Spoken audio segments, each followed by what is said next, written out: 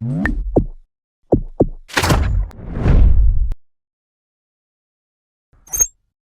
തറയുന്ന കസേര വരെ എത്തി, കട്ടിലാവാതെ എത്രയും പെട്ടെന്ന് നോക്കിക്കോളൂ. ഉപാസന എന്ന് പറയുന്നത് നിങ്ങളുടെ താൽക്കാലികമായ കഷ്ടങ്ങളെ തീർക്കാനുള്ള ഒരു മാർഗ്ഗമല്ല. കിട്ടേണ്ടത് കിട്ടിക്കഴിഞ്ഞു, എൻ്റെ കുടുംബത്തെ എത്തേണ്ടത് എത്തിക്കഴിഞ്ഞു. ഇനി നീ ജപിക്കുകയോ ജപിക്കാതിരിക്കുകയോ, നീ കിടന്നോ ഇരുന്നോ തല കുത്തനെയോ ജപിച്ചോ. താൽക്കാലികമായ പ്രശ്നങ്ങളെ പരിഹരിക്കാനുള്ള ഒരു മാർഗ്ഗമല്ല ഉപാസന. അതൊരു പദ്ധതിയാണ്, അതൊരു ആജീവനാന്ത കമ്മിറ്റ്മെൻ്റാണ്. നമസ്കാരം, ദ സൺ ടോക്സിലേക്ക് എല്ലാവർക്കും സ്വാഗതം. നമ്മുടെ വീഡിയോകൾ എല്ലാവരും കാണുന്നുമുണ്ട്, എല്ലാവരും പല അഭിപ്രായങ്ങൾ പറയുന്നുമുണ്ട്. അതിനെല്ലാം എല്ലാവർക്കും നന്ദി. നമ്മുടെ എല്ലാ വീഡിയോസിനും താഴെ നിരവധി കമൻസുകളൊക്കെ വരുന്നുണ്ട്. അതിൽ തിരഞ്ഞെടുക്കപ്പെട്ട ചില കമൻസ് നമുക്ക് അദ്ദേഹത്തിനോട് ചോദിച്ച് മനസ്സിലാക്കാം. നമസ്കാരം ശ്രീ വസുദേവ സൂര്യൻ. നമസ്കാരം. ഞാൻ ഒന്നാമത്തെ കമൻസ് ഞാൻ ഒന്നാമത്തെ കമൻസ് ഞാൻ പറയുന്നത്, കഴിഞ്ഞ വീഡിയോയിൽ സൗണ്ട് ഇഷ്യൂ, എഡിറ്റിംഗ് ഇഷ്യൂ എന്താണ് പ്രധാന പ്രശ്നമായി. സത്യത്തിൽ എല്ലാവരോടും അതിനുവേണ്ടി ക്ഷമ ചോദിക്കുന്നു സൺ ടോക്സ് മീഡിയയുടെ പേരിൽ. കാരണം കഴിഞ്ഞ വീഡിയോയിൽ ചേച്ചിക്ക് അറിയാലോ, മറ്റുള്ളവർക്ക് മനസ്സിലാൻ വേണ്ടി പറയുകയാണ്, നമ്മളൊരു വീഡിയോ എടുത്ത് 20 മിനിറ്റോളം റെക്കോർഡായ ശേഷം എടുത്ത് സംസാരിച്ച ശേഷം പെട്ടെന്ന് അതിലൊരു സൗണ്ട് റെക്കോർഡ് മൈക്ക് ഓഫായി പോകുന്നൊരു ഇഷ്യൂ വന്നല്ലോ. മൈക്ക് ഓഫായി പോയ ശേഷമാണ് നമ്മൾ രണ്ടാമത് റിപ്പീറ്റായിട്ട് അത് എടുക്കേണ്ടി വന്നു, വീണ്ടും എടുക്കേണ്ടി വന്നു. അപ്പോൾ അതിൻ്റെ ഒരു ഉൾഭയം ഉള്ളിൽ വെച്ചുകൊണ്ടാണ് തുടർന്ന് ആ സംഭാഷണം മുന്നോട്ട് പോയത്. അപ്പോൾ ഒരു ഘട്ടത്തിലെത്തിയപ്പോൾ അപ്പുറത്തുനിന്ന് നമ്മളുടെ ഒരു സുഹൃത്ത് ഇങ്ങനെ തലയിൽ കൈവയ്ക്കുന്നതായിട്ട് കണ്ടു. അപ്പോൾ വീണ്ടും അതുപോലെ ഒരു പ്രശ്നം വന്നോ, അത് റെക്കോർഡ് ആവാതെ പോയോ എന്നറിയാൻ വേണ്ടി ഈ സംഭാഷണത്തിൻ്റെ ഇടയ്ക്ക് ഞാൻ സൈഡിലേക്ക് നോക്കിയിട്ട് എന്താണെന്ന് ചോദിക്കുന്ന ഒരു വിഷ്വലായിരുന്നു അത്. പക്ഷേ അൺഫോർച്ചുനേറ്റ്ലി അത് കട്ട് ചെയ്യുക, എഡിറ്റിംഗ് സമയത്ത് എങ്ങനെയോ അതായത് കട്ട് ചെയ്യാൻ വിട്ടുപോയി. അത് ഒരു മിസ്റ്റേക്കാണ്, നമ്മളെ ഭാഗത്തുനിന്ന് വന്ന തെറ്റാണ്, അതായിരുന്നു അത്, വേറെ ഒന്നുമല്ല. അപ്പോൾ അതിനെല്ലാവരോടും പ്രത്യേകം ക്ഷമ ചോദിക്കുന്നു. പിന്നെ സൗണ്ടിൻ്റെ ഇഷ്യൂ പറഞ്ഞത്, നമുക്കന്ന് ഈ പറഞ്ഞല്ലോ ആദ്യത്തെ 20 മിനിറ്റ് മൈക്ക് ഓഫായി പോയി, പ്രശ്നമായപ്പോൾ നമ്മൾ മൈക്ക് ചേഞ്ച് ചെയ്യേണ്ടി വന്നു. അപ്രതീക്ഷിതമായിട്ട് മൈക്ക് ചേഞ്ച് ചെയ്യേണ്ടി വന്നപ്പോൾ ആ മൈക്കിൽ കുറച്ച് നോയ്സ് ഉണ്ടായിരുന്നു. ഡീനോയ്സ് ചെയ്യാൻ പറ്റാത്തൊരു സാഹചര്യത്തിലായിരുന്നു അത്. അപ്പോൾ പിന്നെ നമ്മൾ ചിന്തിച്ചപ്പോൾ ഇത്രയും ലെങ്തി വീഡിയോ എടുത്തു, ഒരു 50 മിനിറ്റോളം ആ വീഡിയോയ്ക്ക് ലെങ്ത് ഉണ്ട്. അപ്പോൾ ആ വീഡിയോ ഉപേക്ഷിക്കുന്നതിന് പകരം അങ്ങനെയെങ്കിലും അത് ഉപകാരപ്രദമാക്കാമല്ലോ എന്ന് വിചാരിച്ചിട്ട് അത് നമ്മൾ ആ പറ്റുന്നതിൻ്റെ പരമാവധി ചെയ്തുകൊണ്ട് അപ്ലോഡ് ചെയ്യാനുണ്ടായത്. അപ്പോൾ അത് ശ്രദ്ധിക്കാനായിട്ട് നമ്മുടെ ടെക്നിക്കൽ ടീമിനോട് പ്രത്യേകം പറഞ്ഞിട്ടുണ്ട്. അപ്പോൾ അത് ഇനിയുള്ള എല്ലാ വീഡിയോസിലും സൗണ്ട് ക്വാളിറ്റിയും അതുപോലെ തന്നെ വിഷ്വൽസിൻ്റെ ക്വാളിറ്റിയും എഡിറ്റിങ്ങും പ്രത്യേകം ശ്രദ്ധിക്കുന്നതായിരിക്കും എല്ലാവർക്കും ഉറപ്പ് വരുന്നു. അതാണ് ഉണ്ടായ കാര്യം. പിന്നെ നമ്മുടെ വീഡിയോസ് എല്ലാവരും കാണുന്നതിൽ വളരെ സന്തോഷം. ഞാനും കമൻസ് എല്ലാം ശ്രദ്ധിക്കാറുണ്ട്, വിവിധങ്ങളായ അഭിപ്രായങ്ങൾ പറയാറുണ്ട്. ഒരു 90% വളരെ പോസിറ്റീവായ അഭിപ്രായങ്ങളാണ് കേൾക്കുന്നതിൽ സന്തോഷമുണ്ട്. പിന്നെ ആളുകൾക്ക് സംശയങ്ങളാണ്, നിരവധി സംശയങ്ങളാണ്. ഞാൻ നോക്കുമ്പോൾ നമ്മൾ അഭിപ്രായങ്ങൾക്ക് അപ്പുറത്ത് അറിയാനുള്ള ആകാംക്ഷ ഇത്രത്തോളം ജനങ്ങൾക്ക് ഉണ്ടെന്നുള്ളത് നമുക്ക് ഈ കമൻസ് വായിക്കുമ്പോഴാണ് മനസ്സിലാവുന്നത്. കാരണം കമൻസിൽ ആളുകൾക്ക് ക്യൂരിയോസിറ്റിയാണ്, ഇനി എന്ത് അതെന്ത് എന്നുള്ള അറിയാം. നമ്മൾ പറഞ്ഞ കാര്യങ്ങളും നമ്മൾ ചർച്ച ചെയ്ത കാര്യങ്ങളും ആളുകൾ 100% തൃപ്തരാണ്. അതിനകത്തൊന്നും ആർക്കും ഒരു പ്രശ്നമില്ല. പക്ഷേ ഒരാൾ, എനിക്ക് തോന്നുന്നു അല്ലേ, 10-15ഓളം വിഷയങ്ങൾ, ഇനി ചെയ്യേണ്ട വിഷയങ്ങളുടെ ഒരു ലിസ്റ്റ് എന്ന് പറഞ്ഞിട്ട് റിക്വസ്റ്റ് ആയിട്ട് പോലും കമൻറ്റിൽ ഇട്ടിട്ടുണ്ട്. അപ്പോൾ എന്തായാലും ചേച്ചി തിരഞ്ഞെടുത്ത കുറച്ച് കമൻസ് നമുക്കൊന്ന് ചർച്ച ചെയ്യാം. ചോദിച്ചോളൂ. ഒന്നാമത്തെ കമൻറ്റ് പറയട്ടെ. സ്ത്രീകൾക്ക് യക്ഷി ഉപാസന ചെയ്യാമോ? യക്ഷി ഉപാസന ചെയ്യാമോ? അതെ, നമ്മൾ കഴിഞ്ഞ യക്ഷിയുടെ വീഡിയോ വളരെ അധികം വ്യൂ പോയൊരു വീഡിയോ ആണ്. അതാണ് ഒരു ക്യൂരിയസ് ആയൊരു സബ്ജക്റ്റാണ്.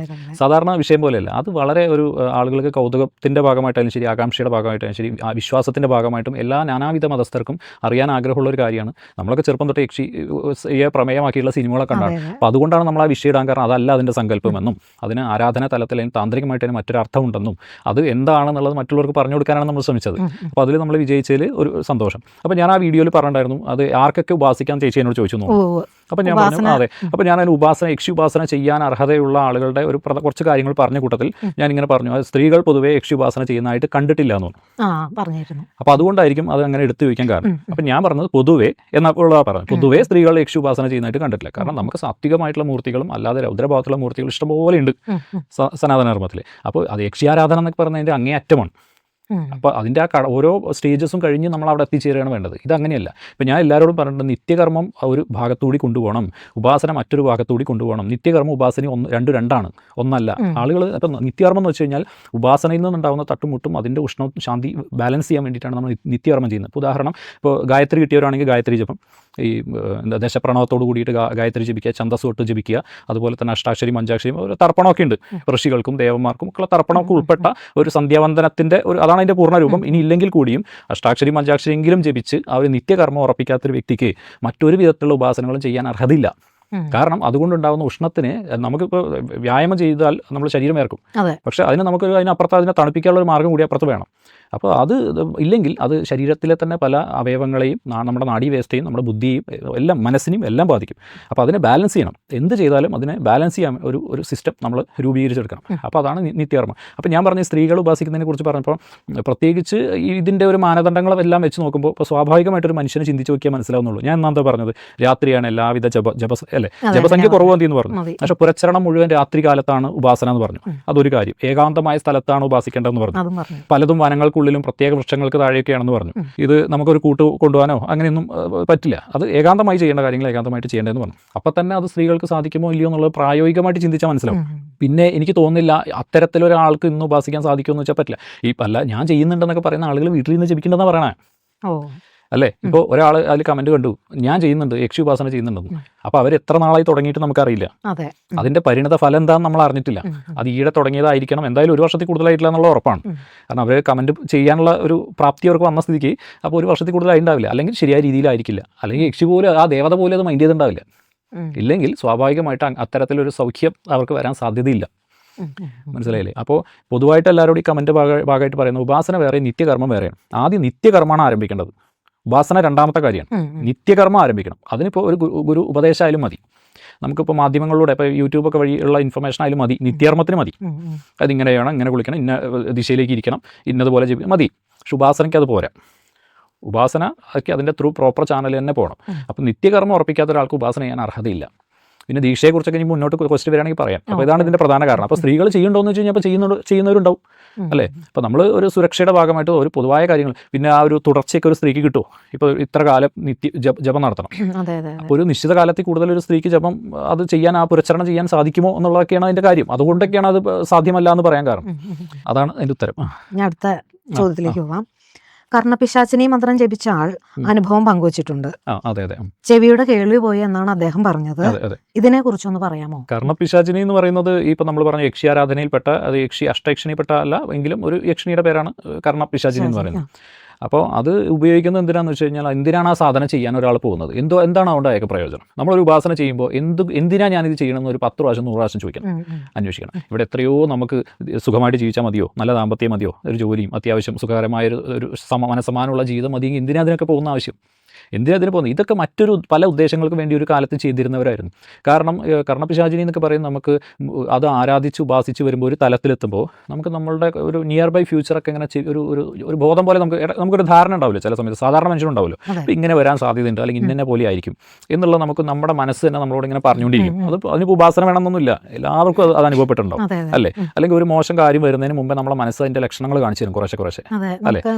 ഇപ്പോൾ മുമ്പൊരു പോഡ്കാസ്റ്റിൽ നമ്മൾ വന്നിട്ട് ചെയ്യാൻ പറ്റാതെ വന്നില്ലേ, ഒരുപോലെ വന്നു. നമ്മൾ രണ്ട് ദിശയിൽ നിന്നാണ് വന്നത്. എങ്കിൽ ആ തടസ്സം എന്ന് വെച്ചാൽ നമ്മൾ ഇറങ്ങുന്നതോട് കൂടിയേ നമുക്കറിയാം ഇത് എന്തോ ഒരു പ്രശ്നം ഉണ്ട് എന്നുള്ളൊരു തോന്നൽ വന്നില്ലേ. ഇതിൻ്റെ കുറച്ചുകൂടി ഒരു ക്ലാരിറ്റി വരുത്തത്തക്ക വിധത്തിലുള്ള ഒരു തോന്നൽ, ആ തോന്നൽ ഉണ്ടാക്കാൻ വേണ്ടിയിട്ടാണ് ഈ കർണപിശാചിനി യക്ഷിണിയെ ഉപാസിക്കുന്നത്. എന്ന് വെച്ചാൽ ഉപാസകൻ ഒരു തലം കഴിഞ്ഞ് സിദ്ധി വരുന്നതോടുകൂടി ആ ദേവത അദ്ദേഹത്തിൻ്റെ ചെവിയിൽ ഈ കാര്യങ്ങളിങ്ങനെ ഒരു അശരീരി പോലെ പറഞ്ഞു കൊടുക്കുന്നതാണ് വിശ്വാസം. അത് തോന്നലായിട്ടായിരിക്കാം, ശബ്ദമാർഗേണ ആവണമെന്ന് നിർബന്ധമില്ല. മനസ്സിൽ അങ്ങനെയുണ്ടല്ലോ. അപ്പോൾ ചില കാര്യങ്ങളൊക്കെ നമ്മൾ പറയും, പ്രഡിക്ഷൻസ് എങ്ങനെയാണ് ശരിയാവുന്നത്? ഇപ്പം ഇങ്ങനെ വരുമെന്ന് പറയുന്നത് ജാതകത്തിൻ്റെ സഹായത്തോടെ മാത്രമല്ല, ജാതകത്തിൻ്റെ സഹായത്തോടെ അല്ലെങ്കിലും ചില ആളുകൾക്ക് ആ ഉപാസനാ ബലം കൊണ്ട് കാര്യങ്ങളെ മുൻകൂട്ടി കാണാൻ സാധിക്കുന്നതായിട്ട് കണ്ടിട്ടുണ്ട്.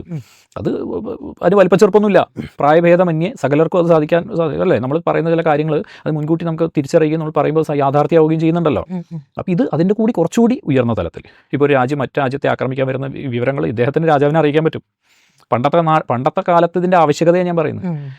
അല്ലെങ്കിൽ ഒരാൾ അദ്ദേഹത്തെ തേടി വരുന്ന ഒരാളുടെ പ്രശ്നങ്ങൾ എന്താണെന്ന് അദ്ദേഹം അത് ഈ വരുന്ന വ്യക്തി പൃച്ഛകൻ അത് പറയുന്നതിന് മുമ്പേ, വിവരങ്ങൾ പറയുന്നതിന് മുമ്പേ അദ്ദേഹത്തിന് അങ്ങോട്ട് പറഞ്ഞു കൊടുക്കാൻ പറ്റും.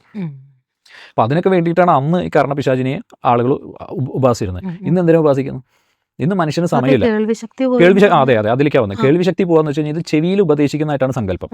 അപ്പോൾ അതിന് നമ്മളുടെ ചെവിക്ക് കഴിഞ്ഞാൽ നമ്മൾ വീഡിയോയിൽ പറഞ്ഞല്ലോ, നമുക്ക് പരമാവധി കേൾക്കാൻ സാധിക്കുന്ന ശബ്ദത്തിനും പരിമിതിയുണ്ട്, കേൾക്കാൻ കുറവ് ശബ്ദത്തിനും പരിമിതിയുണ്ട്. ഇതിന്റെ രണ്ടിന്റെ ഇടയിലുള്ള ശബ്ദം അല്ലെങ്കിൽ ദൃശ്യം ഇതൊക്കെ മാത്രമേ മനുഷ്യന് അനുഭവിക്കാൻ സാധിക്കുള്ളൂ. അതിന് മുകളിലും പറ്റില്ല, അതിന്റെ താഴെയും പറ്റില്ല. ഇത് നമ്മളുടെ കേൾവി ശ്രവണ ശക്തിയുടെ പരിമിതിക്ക് അപ്പുറത്തുള്ള എന്തോ ഒരു ശബ്ദമായിട്ടാണ് ഇത്. ഡെസിബലിന്റെ മുകളിൽ എന്തോ ആണ് ഇത് ചെവിയിൽ അനുഭവമാവുന്ന വ്യക്തിക്ക്. ഇപ്പോൾ നമ്മൾ നിരന്തരം ഒരു ഹെഡ്ഫോൺ മാത്രം ഒരു ചെവിയിൽ മാത്രം വെച്ചുകൊണ്ടിരിക്കട്ടെ, ഒരു ഇയർഫോൺ ഒരു ചെവിയിൽ മാത്രം വെച്ച് നമ്മൾ അത് വളരെ വോളിയം റൈസ് ചെയ്ത് നമ്മൾ നിരന്തരം കേട്ടുകൊണ്ടിരുന്ന സ്വാഭാവികമായിട്ട് ആ ചെവിക്ക് ചെറിയൊരു ഡാമേജ് വരുമല്ലോ. വരുമല്ലോ. അത് അശ്രവണ ശക്തി, ആ ഇടത് ചെവിക്ക് കൂടുതലായ വലത് ചെവിക്ക് കുറച്ച് ശക്തി കുറയും, കാരണം നിരന്തരമായ ഇതിൻ്റെ ഉപയോഗം കാരണം അല്ലേ. അപ്പോൾ അതുപോലെ ഈ പിശാചിനി, ഈ യക്ഷിണി ഉപദേശിച്ച് കൊടുക്കുന്ന ആ ശബ്ദ തരംഗത്തിന് ഈ ചെവി കുറേ നാൾ കഴിയുമ്പോൾ അതിനെ ആ ചെവിയെ ഡാമേജ് ആക്കും, അതായത് അതിനെ കേടുവരുത്തും, അതിനെ നശിപ്പിക്കും എന്നാണ് പറയുന്നത്. അപ്പോൾ അത് സത്യമാണോ അല്ലെങ്കിൽ അങ്ങനെയൊക്കെ ഒന്ന് സാധിക്കുമോ എന്നൊക്കെ ചോദിച്ചാൽ ആളുകൾ അനുഭവം പറയണം, ഞാൻ പറഞ്ഞല്ല. കമൻസിൽ ഇതൊരാളുടെ അനുഭവമായിട്ട് അദ്ദേഹം പറയുന്നതോടൊപ്പം തന്നെ മറ്റൊരാൾ ഇതിൻ്റെ ഉപാസന വിധിയും അവിടെ പറയുന്നുണ്ട്. അത് കർണപിശാചിനെ കുറിച്ച് എനിക്കറിയാവുന്നത് പറയാമെന്ന് പറഞ്ഞിട്ട് അദ്ദേഹം വളരെ കഷ്ടപ്പെട്ട ഒരു പാരഗ്രാഫ് എഴുതിയിട്ടുണ്ട്. ആ പാരഗ്രാഫ് എഴുതിയതിനകത്ത് ഞാൻ ശ്രദ്ധിച്ചിരുന്നു. അതിനകത്ത് അദ്ദേഹം പറയുന്നുണ്ട്, അത് ഉപാസകൻ നിശ്ചിത ഒരു ജപിച്ച് അതിൻ്റെതായ പുരസ്ചരണം പൂർത്തിയാക്കി കഴിഞ്ഞ് മന്ത്രം സിദ്ധി വന്നു കഴിഞ്ഞാൽ ആ ദേവത അദ്ദേഹത്തിന് ചെവിയിൽ നടക്കാൻ പോകുന്ന കാര്യങ്ങളും അറിയേണ്ടുന്ന കാര്യങ്ങളും തൻ്റെ ശത്രുവിനെ കുറിച്ചുള്ള വിവരങ്ങളും താൻ ഇനി മുന്നോട്ട് എന്ത് ചെയ്യണം, ഏത് സ്റ്റെപ്പ് എടുക്കണം എന്നുള്ളതും, ഇനിയിപ്പോൾ എന്തെങ്കിലും തന്നെ ഇപ്പോൾ അതുപോലെ നിധി ഒക്കെ ഉണ്ട്. അപ്പോൾ ഭൗതിക സ്വത്തിൻ്റെ കാവൽക്കാരാണ് ഈ യക്ഷ കുലം എന്ന് ഞാൻ പറഞ്ഞല്ലോ, യക്ഷി വീഡിയോയിൽ ആദ്യം പറഞ്ഞതാണ്. യക്ഷന്മാരെന്ന് പറഞ്ഞാൽ ഭൂമിയിലെ ഭൗതിക സ്വത്തിൻ്റെ കാവൽക്കാരാന്ന് പറഞ്ഞു. അപ്പോൾ ചേച്ചി ഭൗതിക സ്വത്താണെന്നൊക്കെ ചോദിച്ചു. അപ്പോൾ ഈ ഭൗതിക സ്വത്ത് എന്ന് പറഞ്ഞാൽ ദ്രവ്യങ്ങളാണ്, അതായത് നമുക്ക് മൂല്യമുള്ള ദ്രവ്യങ്ങളെ പറയണം. പണം ഉൾപ്പെടെ, ലോഹങ്ങൾ ഉൾപ്പെടെ, രത്നങ്ങൾ ഉൾപ്പെടെ സകലമാന മൂല്യങ്ങളുള്ള ദ്രവ്യങ്ങളെയാണ് നമ്മൾ ഈ ഇതെന്ന് പറയുന്നത്. അപ്പോൾ അതൊക്കെ എവിടെയുണ്ട്, എങ്ങനെയുണ്ടെന്നൊക്കെ പറഞ്ഞു കൊടുക്കാൻ പറ്റുമെന്നാണ് പറയണത്. അപ്പോൾ അദ്ദേഹത്തിന് അതിപ്പോൾ മനുഷ്യരായാലും മതി, ഇപ്പോൾ 10 പേര് ഇരിക്കണമെങ്കിൽ അത് ഇയാളെ ഞാൻ സഹായിച്ചാൽ എനിക്ക് അതുകൊണ്ട് കൂടുതൽ ഗുണം ഉണ്ടാവുമെന്ന് ഈ ഉപാസകനും പറഞ്ഞു കൊടുക്കുകയാണ് ഈ യക്ഷിണി. അപ്പോൾ അതിൽ നിന്ന് ഇദ്ദേഹത്തിന് പിക്ക് ചെയ്യാൻ പറ്റും സമയനഷ്ടമില്ലാതെ. അദ്ദേഹത്തിന് ഗുണകരമായ ഒരു കാര്യത്തിലേക്ക് കടക്കാനോ അല്ലെങ്കിൽ ഗുണകരമല്ലാത്തതിലേക്ക് പോവാതിരിക്കാനോ ഈ യക്ഷിണി അദ്ദേഹത്തെ സഹായിക്കുന്നു.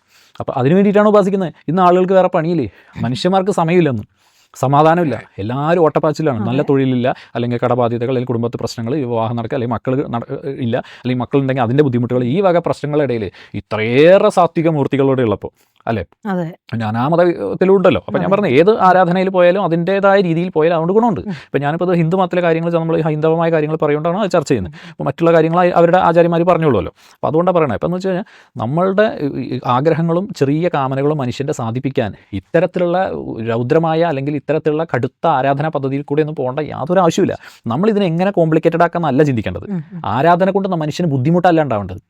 ഒന്ന് ആലോചിച്ച് നോക്കൂ ചേച്ചി, ഒരു ആരാധന ചെയ്യാണ്, യക്ഷി ആരാധനയോ എന്തോ ആരാധനയോ ചാത്തനോ എന്തെങ്കിലും ആയിക്കോട്ടെ, മാടനോ എന്തോ ആയിക്കോട്ടെ, അതൊക്കെയാണ് ആളുകൾക്ക് കൂടുതൽ താല്പര്യം. മഹാവിഷ്ണു ആരാധനയോ ഗണപതി സാധനയൊന്നും ആർക്കും വേണ്ട. ഞാൻ നോക്കുമ്പോൾ ഇതിനകത്ത് ചോദിച്ചിരിക്കുന്നതൊക്കെ പിന്നെ ബഹളാമുഖി, പ്രത്യങ്കിര, ചിന്നമസ്ത, പിന്നെ ചാത്തന്മാരുടെ കാര്യങ്ങൾ, പാതാളക്കാർ, ഇതൊക്കെയാണ് ആളുകൾക്ക് വേണ്ടത്.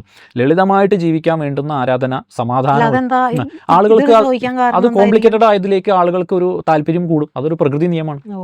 ഇപ്പൊ വെറുതെ നിങ്ങൾ നമ ശിവായ എന്ന് ജപിച്ചാൽ മതി എന്ന് പറഞ്ഞാൽ ആൾക്ക് തൃപ്തിയില്ല. ഞാൻ പറഞ്ഞു പഞ്ചാക്ഷരം ഗുണം കിട്ടുമെന്ന് വിചാരിക്കുന്നതല്ലേ, എന്താണ് ഗുണം? അതായത് നമുക്ക് ഇപ്പോൾ ഒരു സപ്ലിമെന്റ് നമ്മൾ കഴിക്കണമെങ്കിൽ അതിൻ്റെ ഒരു ഡെഫിഷ്യൻസി നമ്മുടെ ശരീരത്തിൽ വേണ്ടേ? വെറുതെ ഇരുന്ന് ഭക്ഷണം കഴിച്ച് വീട്ടിൽ TV കണ്ടിരിക്കുന്ന ആൾ എന്തിനാ അത്ര പ്രോട്ടീനും ഇത്ര സപ്ലിമെന്റ്സ് കൊടുക്കുന്നത്? അത് 3-4 മണിക്കൂർ ജിമ്മിൽ പോയി വർക്കൗട്ട് ചെയ്യുന്നതും ചെയ്താൽ പോരെ? ഇല്ലാത്ത വ്യക്തിക്ക് അത് ആവശ്യമില്ലല്ലോ. അപ്പം ഞാൻ പറയുന്നത് ഇത് ചെയ്യാൻ പാടില്ല എന്നല്ല പറയുന്നത്, ഇത് നിഷേധിക്കല്ല. ഇത് ചെയ്യാൻ പാടില്ല, അതൊന്നും നിങ്ങൾക്ക് പറഞ്ഞ് അങ്ങനെയല്ല. നിങ്ങൾക്കത് ആവശ്യമുണ്ടോ? നിങ്ങൾക്ക് അതിന് സാധിക്കുമോ? നിങ്ങൾക്ക് അതിനുള്ള ശരീരബലമുണ്ടോ? നിങ്ങൾ പറയുന്നത് കാളി മന്ത്രം എല്ലാവർക്കും കൊടുക്കണം. അപ്പോൾ പുതിയ ട്രെൻഡാണ് ബാലാമന്ത്രം കൊടുക്കുക, ഈ ശ്രീവിദ്യോപാസന എന്നൊക്കെ പറഞ്ഞു 5000 രൂപയ്ക്ക് ബാലാമന്ത്രം ഉപദേശിച്ചു കൊടുക്കും. ഫോട്ടോ ആണ് കൊടുക്കുന്നത്, പുസ്തകത്തിൽ ടെക്സ്റ്റ് ബുക്കിലെ ഫോട്ടോ അയച്ചു കൊടുക്കുകയാണ്. ഇതിൽ എന്നിട്ട് ഈ ആവാഹന മന്ത്രമൊക്കെയാണ് ചൊല്ലുന്നത്. ഇതുവരെ ഒരു നമശിവായ പോലെ രാമരാമ പോലും ജപിച്ച് ശീലമില്ലാത്ത സ്ത്രീയും പുരുഷനും വിവിധ പ്രായക്കാർ ആദ്യമേ ജപിക്കുന്നത് കാളി ഭഗവതിയെ പോലുള്ള അല്ലെങ്കിൽ ചൊവ്വാ ഭഗവതിയെ പോലുള്ള അത്യുഗ്ര ശക്തിയും ഊർജ്ജവും പ്രദാനം ചെയ്യുന്ന ഇതുപോലുള്ള രൗദ്രമൂർത്തികളെ ഉപാസിക്കാനാണ് പറയുന്ന ആളുകൾ. അതാ പറയുന്നവരും ആചാര്യന്മാരാണ്. അതാണ് നമുക്ക് വിഷമം. ഇതൊന്നും അറിയാത്തവരോ അനുഭവജ്ഞാനം ഇല്ലാത്തവരോ അല്ല പറയുന്നത്. ഇത് ചെറുപ്പക്കാർ വളരെ ഇപ്പോൾ ഈ മേഖലയിലേക്ക് ഇപ്പോൾ വന്ന് അനുഭവ സമ്പത്ത് ഇല്ലാത്ത ഒരാൾ പറഞ്ഞാൽ അതിൽ നമുക്കത് അങ്ങനെ വിചാരിക്കാം. ഇതല്ല, അത് തല നിറച്ചവരാണ് ഈ പറയുന്നത്. ഈ പദ്ധതിയിലൂടെ പോയി ഞങ്ങൾ സാക്ഷാത്കാരം നേടിയെന്ന് സ്വയം അവകാശപ്പെടുന്ന ആളുകൾ അത് പറയുമ്പോൾ നമുക്ക് ഭയങ്കര വിഷമമാണ്. അതുകൊണ്ട് ഇപ്പോൾ എന്നോട് തന്നെ ചോദിക്കുന്ന ഒട്ടുമിക്ക ആളുകളിൽ എനിക്ക് തോന്നുന്നു ഒരു 40 മുതൽ 50% ആളുകൾ ബാലക്കാരാണ്. ബാലാമന്ത്രം ജപിച്ചു. എന്താണ്? വയ്യ ശരീരത്തിന്. അപ്പോൾ ഒരു ചേച്ചി എന്നോട് പറഞ്ഞു, ഇങ്ങനെ കോൺടാക്ട് ചെയ്തിരുന്നു, അവർക്ക് ശാരീരികമായിട്ട് കുറേ ബുദ്ധിമുട്ടുകളൊക്കെ ഉണ്ട്. അപ്പോൾ എന്തോ കേട്ടപ്പോൾ ഗ്രഹനില പരിശോധിച്ച് ഗ്രഹനില നോക്കി കാര്യങ്ങൾ ചോദിച്ചപ്പോൾ മാച്ച് ആവുന്നില്ല. 1-2 കാര്യങ്ങൾ മാച്ച് ആവുന്നില്ല. കാരണം അവരിപ്പോൾ അനുഭവിക്കുന്ന ശാരീരിക ക്ലേശം അവർക്ക് വരേണ്ടുന്നതല്ല എന്ന് എനിക്ക് തോന്നി. ഗ്രഹനില പ്രകാരം വരാൻ സാധ്യതയില്ല. അപ്പോൾ ഞാൻ അവരോട് ചോദിച്ചു, ഇനി നിങ്ങൾക്ക് വേറെ മറ്റെന്തെങ്കിലും പ്രശ്നങ്ങളോ നിങ്ങൾ എന്തെങ്കിലും വിധത്തിലുള്ള ശത്രു ദോഷമോ അല്ല അഭിചാര ദോഷം അങ്ങനെ എന്തെങ്കിലും വരാൻ സാധ്യതയുള്ള ആളാണോ? അങ്ങനെ വല്ലതും സംഭവിച്ചിട്ടുണ്ടോ? ഇല്ല, അങ്ങനെ സംഭവിച്ചു. അപ്പോൾ ചോദിച്ചു, അപ്പോൾ ഉപാസന എന്തോ തുടങ്ങിയിട്ടുണ്ട്, 2-3 വർഷമായി ഉണ്ടാവും, ഒരു 2 വർഷം എന്തായാലും കഴിഞ്ഞിട്ടുണ്ടാവും. അപ്പോൾ അതെന്ന് ചോദിച്ചപ്പോൾ പറഞ്ഞു, അത് ശരിയാണ്, ഞാൻ ദീക്ഷ നേടി, എനിക്ക് ദീക്ഷ തന്നു, ബാലാമന്ത്രം ദീക്ഷയായിട്ട് തന്നു, ഞാൻ ജപിക്കുന്നുണ്ട് 2 വർഷമായിട്ട്. അപ്പോൾ അവിടെ പോസ്റ്റ് ബാക്കിയുള്ള കാര്യങ്ങളൊക്കെ നമുക്ക് പിന്നീട് ചർച്ച ചെയ്യാം, ഇതിനെക്കുറിച്ച് ചോദിക്കാം എന്ന് ഞാൻ വിചാരിച്ചു. അപ്പോൾ ഞാൻ അവരോട് ചോദിച്ചു, ആരാ ബാല എന്ന്? ഒരു ആചാര്യൻ്റെ പേര്. ഞാൻ പറഞ്ഞു, പേരൊന്നും എനിക്ക് പറയണ്ട, എവിടെ നാട്ടിലുള്ള ആളാണെന്ന്. അപ്പോൾ ദീക്ഷയായിട്ടാണോ? അതെ, എനിക്ക് കലശമാടി ദീക്ഷ തന്നു. ഇവർ ഒരു നല്ല പൊസിഷനിൽ ജോലി ചെയ്യുന്ന, വിദേശത്ത് ജോലി ചെയ്യുന്ന സ്ത്രീയാണ്. ഇവർക്ക് യാതൊരു വിധത്തിലുള്ള ബുദ്ധിമുട്ടുകളും ഇല്ല. ഇവർക്ക് ജോലിയുണ്ട്, ഇവർക്ക് നല്ല വെൽ പെയ്ഡാണ് അവർ. അവർക്ക് ഭർത്താവുണ്ട്, അവർക്ക് നാട്ടിൽ വീട്, എല്ലാ സുഖ സൗകര്യങ്ങളും ഉണ്ട്. പക്ഷേ അവർക്ക് ബാലാമന്ത്രം ജപിച്ചിട്ട് അപ്പോൾ എന്താണ് ഇതുകൊണ്ട് ആവശ്യം? ഒരു സാധാരണക്കാരൻ, ഒരു പ്രശ്നമില്ലാത്ത ഒരാൾക്ക് എന്തിനാണ് അതിൻ്റെ ആവശ്യം? ഇനിയിപ്പോൾ ആത്മസാക്ഷാത്കാരത്തിനാണെന്ന് ഇരിക്കട്ടെ, അത് അവനവനത് യോജിക്കുമോ, അവനവനത് ചേരുമോ, അല്ലെങ്കിൽ എനിക്കത് താങ്ങാനുള്ള ശേഷി, കാളി പകുതി വന്നോളും. അത് അവർക്ക് ഇരിക്കാനുള്ള ശേഷി നമ്മളെ ശരീരത്തിലുണ്ട്, ഊർജ്ജം ഉണ്ടോ നോക്കണ്ടേ? അങ്ങനെയാണല്ലോ ഈ ഡോസ് മരുന്നിന് നിശ്ചയിക്കണം. എന്തുകൊണ്ടാണ്? കുട്ടികൾക്ക് ഇത്ര mg, മുതിർന്നവർക്ക് ഇത്ര mg എന്ന് വെച്ചിട്ടുണ്ട്. അപ്പോൾ ആ ശക്തി താങ്ങാൻ നമ്മളെ ശരീരത്തിന് ശേഷി നോക്കിയിട്ടല്ലേ, അത് അനസ്തേഷ്യ പോലും കൊടുക്കുന്നത് നോക്കിയിട്ടല്ലേ, ശരീരത്തിൻ്റെ ഭാരം, വ്യക്തിയുടെ ആരോഗ്യം, അദ്ദേഹത്തിൻ്റെ മറ്റ് ആരോഗ്യ അവസ്ഥയൊക്കെ പരിഗണിച്ചിട്ടല്ലേ ഒരാൾ അനസ്തേഷ്യ പോലും കൊടുക്കുന്നത്. അപ്പോൾ നമ്മൾക്ക് ശേഷിക്ക് അപ്പുറത്ത് എന്ത് കാര്യം നമ്മളെ ശരീരത്തിൽ വന്നാൽ നമുക്ക് ദോഷമാണ്. ഭക്ഷണം നല്ലതെന്ന് എല്ലാവരും പറയും. ഒരേ നല്ല ഭക്ഷണം തന്നെ ഒരളവിൽ കൂടുതൽ കഴിച്ചാൽ കൊളസ്ട്രോൾ, ഒട്ടും കഴിക്കാതിരുന്നാൽ ശരീരം ശേഷിക്കും. ശരിയല്ലേ? അപ്പോൾ ആരോഗ്യം എന്ന് പറയുന്നത് ഒന്ന് കൂടുതൽ കഴിക്കുന്നതല്ല, ആവശ്യമുള്ള ഭക്ഷണം ആവശ്യമുള്ള അളവിൽ കഴിക്കുമ്പോഴാണ് ആരോഗ്യം. ആഹാരം നല്ലത് തന്നെയാണ്. ഇപ്പോൾ ഞാൻ പറഞ്ഞല്ലോ, പഞ്ചസാര നല്ല കുഴപ്പമൊന്നുമില്ല, മധുരമാണ്, രുചിയാണ്. പക്ഷേ അത് ഒരു ഡയബറ്റീസ് പേഷ്യൻറ്റിന് കൊടുക്കാൻ പറ്റില്ല. അല്ലെങ്കിൽ BP-യുടെ പ്രശ്നമുള്ളവരൊക്കെ അമിതമായിട്ട് ഉപ്പ് കൊടുക്കാൻ പറ്റില്ല. എന്നാൽ ഉപ്പ് ഉപയോഗിക്കാതെ എന്തെങ്കിലും ഭക്ഷണത്തിൽ രുചിയുണ്ടോ? അപ്പോൾ എല്ലാം നല്ലതാണ്. അത് നല്ലവർക്ക്, അത് അനുയോജ്യമായവർക്ക് നല്ലതാണ്. അനുയോജ്യമല്ലാത്തവർക്ക് അത് ആവശ്യമില്ലല്ലോ. അപ്പോൾ ഞാൻ അവരോട് ചോദിച്ചു, അപ്പോൾ എത്ര ജപിക്കുന്നു ചോദിച്ചു. ഇപ്പോൾ പറഞ്ഞതിലേക്ക് വരാം. അപ്പോൾ അവരെന്നോട് പറഞ്ഞു, ഞാൻ 3 മണിക്കൂറൊക്കെ അടുപ്പിച്ചിരുന്ന് ജപിക്കും, എണ്ണം നോക്കാറില്ല. അപ്പോൾ 3 മണിക്കൂർ ജപിക്കുമെന്ന് ചോദിച്ചു. അപ്പോൾ ഈ ജോലിൻ്റെ ജപിക്കും. അപ്പോൾ ഞാൻ ചോദിച്ചു, അപ്പോൾ ഈ 3 മണിക്കൂർ തറയിൽ ഈ ആസനത്തിൽ ഇരിക്കാൻ അങ്ങേക്ക് മാഡത്തിന് ബുദ്ധിമുട്ടില്ലേ? അത് ആദ്യമൊക്കെ ഞാൻ ഇരുന്നിരുന്നു. പിന്നെ എനിക്ക് കാല് വയ്യാണ്ടായി, എനിക്ക് കാല് മടങ്ങില്ല, മുട്ട മടങ്ങില്ല, പിന്നെ ശരീരത്തിന് ക്ഷീണമാണ്. തറയിലിരുന്ന് ജപിക്കുമ്പോൾ എനിക്ക് ശ്വാസം മുട്ടുണ്ട്, അതുകൊണ്ട് ഞാൻ ഇപ്പോൾ കസേരയിലിരുന്ന് ജപിക്കണം. അപ്പോൾ ഞാൻ പറഞ്ഞു, ഇപ്പോൾ തറയിൽ നിന്ന് കസേര വരെ എത്തി, കട്ടിലാവാതെ എത്രയും പെട്ടെന്ന് നോക്കിക്കോളൂ എന്ന് പറഞ്ഞു. കാരണം തറയിൽ നിന്ന് കസേര എത്തി, ഇനി അടുത്ത കട്ടിലാണ്. അപ്പോൾ ഞാൻ അവരോട് പറഞ്ഞൊരു കാര്യമാണ് നമുക്ക്. അപ്പോൾ ഞാൻ ചോദിച്ചു, എന്ത് നേട്ടമാണ് അതുകൊണ്ട് കിട്ടിയെന്ന് വെച്ചു. അത് ജപിക്കുമ്പോൾ മനസ്സിന് ഭയങ്കര സുഖമാണ്. ആയിക്കോട്ടെ, മനസ്സിന് സുഖം അനുഭവിക്കാൻ നമുക്ക് ആ ശരീരത്തിന് ആരോഗ്യം വേണം നിർബന്ധമൊന്നുമില്ല. കിടന്ന കിടപ്പുള്ള ആർക്കും സംഗീതം ആസ്വദിക്കാൻ പറ്റില്ലേ? പക്ഷേ നമുക്ക് അതിനൊത്ത് തുള്ളി നൃത്തം ചെയ്യണമെങ്കിൽ നമുക്ക് ശരീരത്തിന് ബലം വേണം. അപ്പോൾ അങ്ങനെ കിടന്ന് ജപിച്ച് മനസ്സിന് മാത്രം സുഖം മതിയോ എന്ന് ഞാൻ ചോദിച്ചു. അപ്പോൾ അതുപോലെ, അയ്യോ എനിക്ക് ശരീരം. അപ്പം ഞാൻ പറഞ്ഞു, ഞാൻ അതിനെ എതിർക്കാൻ പോയില്ല. നിങ്ങൾ പറഞ്ഞു, നിങ്ങൾ ആചാരം എന്തോ തെറ്റുപറ്റിയിട്ടുണ്ട്, നിങ്ങൾ അദ്ദേഹത്തോട് തന്നെ ചോദിക്കുക, വേണമെങ്കിൽ എൻ്റെ പേരെന്നെ പറഞ്ഞോളൂ, കുഴപ്പമില്ല, ഇങ്ങനെ ഒരാൾ പറഞ്ഞു ഇന്നെ പോലെ എൻ്റെ കാര്യങ്ങളെന്ന്. അപ്പോൾ അതുകൊണ്ട് അദ്ദേഹത്തോട് തന്നെ ചോദിച്ച് മനസ്സിലാക്കിയിട്ട് അതിന് വേണ്ട എണ്ണം കുറയ്ക്കുകയോ അല്ലെങ്കിൽ മന്ത്രം മാറ്റുമോ അല്ലെങ്കിൽ നിർത്തുമോ എന്താ ചെയ്യണം. ഞാൻ പറഞ്ഞ നാളെ ഞാനല്ലല്ലോ, അപ്പോൾ എനിക്ക് അത് സ്റ്റോപ്പ് ചെയ്യാൻ പറയാനുള്ള അവകാശമില്ല. അപ്പോൾ അദ്ദേഹത്തോട് തന്നെ പ്രശ്നങ്ങൾ തുറന്ന് സംസാരിക്കാൻ. ശരിയെന്ന് പറഞ്ഞ് പിറ്റേ ദിവസം വിളിച്ചു. ഞാൻ ചോദിച്ചു, എന്താ പറഞ്ഞ അദ്ദേഹം? 16 രൂപ ജപിച്ചാൽ മതി എന്ന് പറഞ്ഞു. 1080 ജപിക്കാൻ പറഞ്ഞ ആളാണ്. ഈ ആചാര്യൻ ഒരു നിമിഷം കൊണ്ട് പദ്ധതി മാറ്റി കളഞ്ഞു. അപ്പം എനിക്ക് അദ്ദേഹത്തിൽ ഇവർക്കുള്ളതിനേക്കാൾ കൂടുതൽ പ്രതീക്ഷയുണ്ടായിരുന്നു എനിക്ക്, ഈ അറിയാത്ത ആചാര്യൻ്റെ പുറത്ത്. കാരണം എന്താ വെച്ചാൽ ഞാൻ വിചാരിച്ചത് അതൊന്നും കുഴപ്പമില്ല, ഞാനല്ലേ നിങ്ങൾക്ക് മന്ത്രം തന്നത്, അദ്ദേഹം അത് പറഞ്ഞോട്ടെ, നിങ്ങൾക്ക് താൽക്കാലികമായിട്ടുള്ള ശാരീരിക ക്ലേശമേ ഉണ്ടാവുള്ളൂ, അതിന് മുന്നോട്ട് നിങ്ങൾക്കത് ആരോഗ്യവും നിങ്ങൾക്ക് സമ്പത്തും സമാധാനവും ഒക്കെ ഉണ്ടാവും, എല്ലാ ഐശ്വര്യങ്ങളും നിങ്ങൾക്ക് കിട്ടും. ഈ ആചാര്യനാ പറയണം, നിങ്ങൾ ആര് പറയണം കേൾക്കേണ്ട, നിങ്ങൾ മുന്നോട്ട് പോയിക്കോളൂ സധൈര്യം എന്ന് ശിഷ്യയോട് പറയുമെന്ന് ഞാൻ തെറ്റിദ്ധരിച്ചു. അതാണ് ഞാൻ പറഞ്ഞത്, അവരെക്കാൾ കൂടുതൽ എനിക്ക് ഈ അറിയാത്ത ആചാര്യൻ്റെ പുറത്ത് പ്രതീക്ഷ. പക്ഷെ എൻ്റെ പ്രതീക്ഷ തെറ്റിച്ച് കളഞ്ഞു. അദ്ദേഹം നേരെ പോവാ, അദ്ദേഹം അങ്ങനെ പറഞ്ഞോ, ശരി എന്നാൽ 16 രൂപ ജപിച്ചാൽ മതിയെന്ന്. അപ്പോൾ ഇവർ ചോദിച്ചു, ഉത്തരം എന്നാൽ പിന്നെ 16 രൂപ ജപിക്കണോ, അത് മാത്രമായിട്ട് അങ്ങനെ ജപിക്കണം, പിന്നെ ഞാൻ നിർത്തിക്കോട്ടെ. അങ്ങനെ നിർത്തിക്കോ, കുഴപ്പമൊന്നുമില്ലെന്ന്. കാരണം എന്താ പറയുക, പൈസ നമുക്ക് വന്നു കഴിഞ്ഞു, കിട്ടേണ്ടത് കിട്ടിക്കഴിഞ്ഞു, എൻ്റെ കുടുംബത്തെ എത്തിക്കഴിഞ്ഞു. ഇനി നീ ജപിക്കുകയോ ജപിക്കാതിരിക്കേ, നീ കിടന്നോ ഇരുന്നോ തല കുത്തനെയോ ജപിച്ചോ, ഇല്ലേ ജപിച്ചില്ലേ, ഒരു പ്രശ്നമില്ല. ഇതാണ് ഇതിൻ്റെ പ്രശ്നം. ഈ യക്ഷി ആയിക്കോട്ടെ, എല്ലാം അത് സിമ്പിളായ കാര്യങ്ങളുണ്ട്, ഒന്നും വേണ്ട. അപ്പം നമ്മൾ ഒരു അഷ്ടാക്ഷരി ജപിച്ചിട്ടോ അല്ലെങ്കിൽ നാരായണ മന്ത്രം ജപിച്ചിട്ടോ രാമമന്ത്രം ജപിച്ചിട്ടോ അല്ലെങ്കിൽ പിന്നെ നമശിവായ ജപിച്ചിട്ടോ ഒക്കെ അവനവൻ്റെ കാര്യങ്ങളും കർമ്മങ്ങളിലൊക്കെ ഫോക്കസ് ചെയ്തങ്ങ് പോയാൽ മതി. ഇതിന് മറ്റാർക്കും അല്ലാതെ വേദന ഉണ്ടാക്കി കൊടുക്കാനോ ആരെയും പിന്നെ ബുദ്ധിമുട്ടിക്കാനൊന്നും പോകാതെ ജീവിച്ചാൽ തന്നെ അത്യാവശ്യം നടക്കേണ്ട കാര്യങ്ങളൊക്കെ നടക്കും. പിന്നെ ദോഷങ്ങൾ വരുമ്പോൾ ചിന്തിച്ചാൽ മതി. എന്തെങ്കിലും ദോഷങ്ങളോ പ്രശ്നങ്ങളോ വരുമ്പോൾ നമ്മൾ അതിന് വേണ്ട കാര്യങ്ങൾ ഒരു ആചാര്യനോട് ചോദിച്ചാൽ മനസ്സിലാക്കി ചെയ്യണം എന്നുള്ളതിന് അപ്പുറത്തേക്ക് ഒരു സാധാരണ മനുഷ്യന് ജോലി ചെയ്ത് കുടുംബം പറ്റുന്ന ഒരാൾക്ക് ഇതിൻ്റെ ആവശ്യമില്ല. ഞാൻ മനസ്സിലായില്ലേ എന്ന് വെച്ച് കഴിഞ്ഞാൽ, ഇപ്പോൾ ഒരാളിനോട് പറഞ്ഞ ഒരു കാര്യമുണ്ട്. ഇപ്പോൾ ഇതൊക്കെ ഈ കമൻസിൽ വന്ന കാര്യങ്ങൾ എൻ്റെ ഓർമ്മയിലൂടെയുള്ള കാര്യങ്ങളാട്ടോ ഞാൻ ഈ എടുത്ത് പറയണത്. അപ്പോൾ അടുത്ത ചോദ്യം വരുമ്പോൾ അത് പറയാം. എന്നോട് ചോദിച്ച്, സാർ ഞാൻ മന്ത്രദീക്ഷിതനായി, ഓക്കെ, അപ്പോൾ എന്താ നല്ല കാര്യം, പക്ഷേ എന്താ ഞാൻ ജപം തുടങ്ങാൻ പോകണം, അപ്പോൾ അങ്ങയുടെ അനുഗ്രഹം. ഞാൻ ചോദിച്ചു, ഞാനല്ലല്ലോ മന്ത്രം എന്ന് ഗുരു അനുഗ്രഹിച്ചില്ലേ, ഗുരു അനുഗ്രഹിച്ചു വന്നാലും അങ്ങനെ ശരി ആയിക്കോട്ടെ. അപ്പോൾ എങ്ങനെയാണ് കിട്ടിയത്? ഞാൻ ഒരു രക്തേശ്വരി മന്ത്രമാണ്, രക്തേശ്വരി എന്തോ ശ്മശാനകാളി എന്തോ പറഞ്ഞു, എനിക്ക് കൃത്യം ഓർമ്മയില്ല. ഓ അത് ശരി ആണോ, ഞാൻ എന്തോ പറഞ്ഞു, ശരി. അപ്പോൾ ഇയാൾ പറയാണ്. അപ്പോൾ ഞാൻ ചോദിച്ചു, എന്താ ചെയ്യണേ, ഇദ്ദേഹം എന്താ ചെയ്യണേ, ജോലി ചെയ്യുന്നുണ്ടോ? അപ്പോൾ എന്നോട് ഒരു ദിവസം ഇത്ര 10,000 ജപിക്കാൻ പറഞ്ഞു ആചാര്യൻ എന്ന് പറഞ്ഞു. അപ്പോൾ 10,000 ഒരു ജപിക്കേ 1008 ഒരു അല്ലെങ്കിൽ 1080 ഒരു ജപിക്കുക, 10 മാല ജപിക്കാൻ തന്നെ 3 മണിക്കൂർ സമയം എടുക്കും. അപ്പോൾ ഈ 10,000 ഒരു ജപിക്കണേ നിങ്ങൾക്ക് ഒരു ഫുൾ ഡേ വേണ്ടേ, അപ്പോൾ നിങ്ങൾക്ക് എന്താ തൊഴിലെന്ന് ഞാൻ ചോദിച്ചു. അപ്പോൾ അത് ഞാനൊരു കമ്പനിയിൽ വർക്ക് ചെയ്യായിരുന്നു, ഞാൻ ഇതിനു വേണ്ടി ജോലി റിസൈൻ ചെയ്തു. അപ്പോൾ ഞാൻ ചോദിച്ചു, അപ്പോൾ നിങ്ങൾ വീട്ടിൽ വേറെ ആരൊക്കെയുണ്ടെന്ന് ചോദിച്ചു. വരുമാനമാർഗ്ഗം അറിയണമല്ലോ. അപ്പോൾ അമ്മ ചെറിയ എന്തോ ഒരു ജോലി ചെയ്യുന്നുണ്ട്, പിതാവിന് അത്ര ആരോഗ്യമൊന്നുമില്ല, ചെറിയൊരു അനിയനാണല്ലോ, അനിയൻ പഠിക്കുന്നത്. ഉപയോഗിച്ചു. അപ്പോൾ നിങ്ങൾക്ക് ഈ പുരച്ചരണ കാലഘട്ടം ഒരു നിശ്ചിത 3 മാസം എന്തായാലും എടുക്കുമല്ലോ, ഏറ്റവും ചുരുങ്ങിയത്. ഇപ്പോൾ 18,000 3 മാസം എടുക്കും ജീവനോടെ ഉണ്ടെങ്കിൽ. അപ്പോൾ ഞാൻ ചോദിച്ചു, അപ്പോൾ നിങ്ങളുടെ വീട്ടിലെ വരുമാനം എന്താണെന്ന് ചോദിച്ചു. അപ്പോൾ പറയാം, അതാ അപ്പോൾ ഞാൻ ആലോചിച്ചുകൊണ്ടിരിക്കണം. ഞാൻ പറയുന്നത്, നിങ്ങൾ ഈ ചോദിക്കുന്ന കമൻറ്റ് പറയുന്നവരും വീഡിയോ കാണുന്നവരും നിങ്ങൾ ദയവ് ചെയ്ത് ആവശ്യമില്ലാത്ത കുരുക്കിലൊന്നും പോയി ചാടരുത്. അധ്വാനിച്ച് ജീവിക്കുന്നത് തന്നെ ഒരു തരം ഉപാസനയാണ്, അല്ലേ? അധ്വാനിച്ച് ജീവിക്കുന്നത്, സ്വന്തം ഭാര്യയെ നോക്കുന്നത്, പിന്നെ തിരിച്ച് ഭർത്താവിനെ നോക്കുന്നത്, ഭർത്താവിന് വേണ്ട കാര്യങ്ങൾ ചെയ്യുന്നത്, മാതാപിതാക്കളെ ശുശ്രൂഷിക്കുന്നത്, എല്ലാം ഒരു ആരാധന തന്നെയാണ്. ഇതിൽ നിന്ന് മറിച്ച് മറ്റൊന്നല്ല ഈ ജപമൊന്നും. ഇതൊന്നും കിട്ടുന്നതിനപ്പുറത്തേക്കൊന്നും ജപത്തിൽ നിന്ന് കിട്ടുമെന്ന് വിചാരിക്കണ്ട. നിങ്ങളവിടെ ഓരോ സംഖ്യ ജപിച്ച് തീർക്കുമ്പോഴും ഇപ്പുറത്ത് ഈ പട്ടിണി കിടന്നിട്ട് അല്ലെങ്കിൽ അടുക്കളയിൽ സാധനങ്ങൾ ഒപ്പിക്കാൻ വേണ്ടിയിട്ട് ആ പ്രായമുള്ള അമ്മയും അല്ലെങ്കിൽ സ്വന്തം ഭാര്യയാണെങ്കിൽ ഭാര്യയും അല്ലെങ്കിൽ അറിയില്ല, അവർ കിടന്ന് കഷ്ടപ്പെടുമ്പോൾ ഇതുകൊണ്ട് എന്ത് മാജിക് കിട്ടുമെന്നാണ് നിങ്ങൾ പ്രതീക്ഷിക്കണമെന്നാണ് ഞാൻ ചോദിക്കുന്നത്, പ്രഷറോട് ചോദിക്കുന്നത്. അത് എന്ത് മാജിക് കിട്ടുന്നതാണ്? ദീക്ഷിതനാവാൻ തന്നെ ഒരു അർഹത വേണം. അത് മന്ത്രദീക്ഷ കിട്ടാൻ ഒരു അർഹത വേണം. അതിൻ്റെ പ്രധാന അർഹത ഒന്ന് നല്ല ദശാകാലം നടപ്പായിരിക്കണം, നല്ല ഒരു അനുകൂല ഗ്രഹത്തിൻ്റെ ദശാകാലമായിരിക്കണം. അല്ലെങ്കിൽ മറ്റേ അഷ്ടമത്തിലെ രാഹുവിൻ്റെ കാലത്തോ അല്ലെങ്കിൽ ഇതൊന്നും ആയിരിക്കരുത്. എന്ന് വെച്ചാൽ നല്ല കാലമായിരിക്കണം. ആ വ്യക്തിക്ക് മറ്റ് പൊല്ലാപ്പുകളൊന്നും ഉണ്ടാവരുത്, കടബാധ്യതകൾ, അതുപോലെ മറ്റ് വലിയ വലിയ കമ്മിറ്റ്മെൻറ്റ്സ്, അല്ലെങ്കിൽ എന്തെങ്കിലും കേസ് നടന്നുകൊണ്ടിരിക്കുകയാണ്, അല്ലെങ്കിൽ പിന്നെ എന്തെങ്കിലും മറ്റു പ്രശ്നങ്ങൾ എന്തെങ്കിലും ഉണ്ട്, അല്ലെങ്കിൽ എന്തെങ്കിലും ബാധാദോഷങ്ങളുണ്ട്, കുലദേവത നമ്മൾ പറഞ്ഞല്ലോ മുമ്പ്. അപ്പോൾ അതുമായിട്ട് ബന്ധപ്പെട്ട കുടുംബ ക്ഷേത്രത്തിലോ അല്ലെങ്കിൽ സ്വന്തം കുലദേവത ആരാധന ഇല്ലാത്ത വ്യക്തിക്ക് ഒന്നും തന്നെ ദീക്ഷിതനാവാൻ അർഹതയില്ല. ഇവിടെ കടം വീട്ടാനാണ് ദീക്ഷ വാങ്ങാൻ പോകുന്നത് ആളുകൾ. കൂമ്പാരം കൂടി കടമുണ്ട്. അപ്പോൾ ആ കടബാധ്യത തീർക്കാൻ വേണ്ടിയിട്ട് ആ കടം വാങ്ങിയ ഒരു 5,000 രൂപ കൊണ്ട് കൊടുത്ത് മന്ത്രം വാങ്ങാം.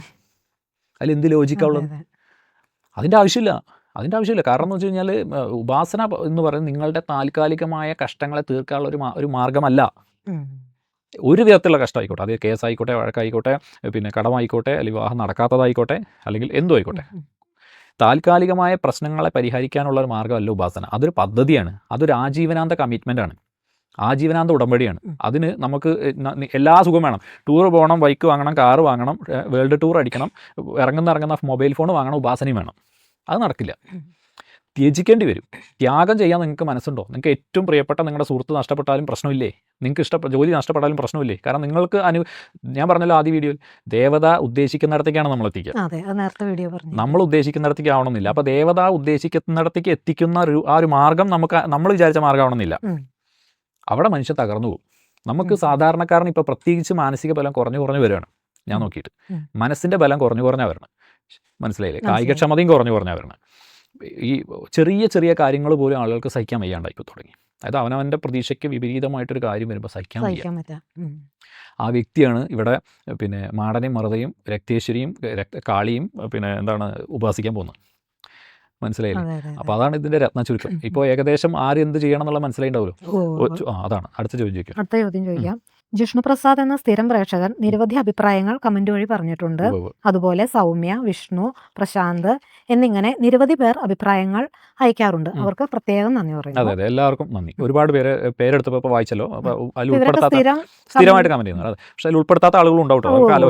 നേരത്തെ തന്നെ എല്ലാവർക്കും അതൊരു ഞാൻ ഇത്രയും കമന്റ് ഇടുന്ന ആളാണ്, എൻ്റെ പേര് പറഞ്ഞില്ല. അതൊക്കെ ചെറിയ ആഗ്രഹങ്ങളാണ് മനുഷ്യൻ്റെ. അതിലൊന്നും തെറ്റ് പറയുന്നില്ല. കാരണം അതൊക്കെ അല്ലേ, നല്ല പൊസിഷനിലേക്ക് ഇരിക്കുന്ന ആളുകൾ തന്നെയാണ് ഇതൊക്കെ ഈ ചെറിയ പരിഭവങ്ങളൊക്കെ പറയണത്. അല്ലാതെ അത് കുട്ടികളൊന്നല്ല. പക്ഷെ എങ്കിലും അത് ഒരു വിഷമം ആവുമെങ്കിൽ അത് അടുത്ത ഒരു സെഗ്മെന്റിൽ നമ്മൾ അവരുടെ കൂടി പേര് ചേർത്ത് പറയുന്നതായിരിക്കും അല്ലേ?